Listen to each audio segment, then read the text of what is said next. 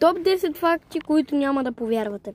Първи факт, най-хубавата изобщо в Пловдив, как да кажа? Ресторант. Да, в ресторант е Бистро Лебедите. Втори факт, преди много години, когато е бил роден Васил Левски, мисля, че тогава беше, столицата беше Пловдив, нали?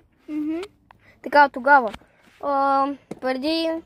Трети факт, така, преди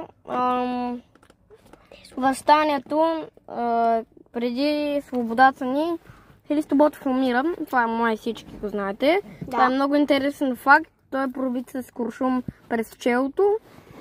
И има сирена. Може приятелите да ви казват, че това не е истина. И много други неща може да ви казват, обаче това не е истина. Това наистина е една голяма чест за България. Така, четвърти факт.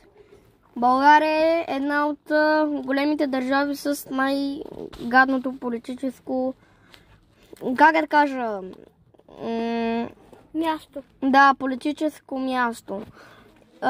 И за накрая, нямаме много време за 10 факт.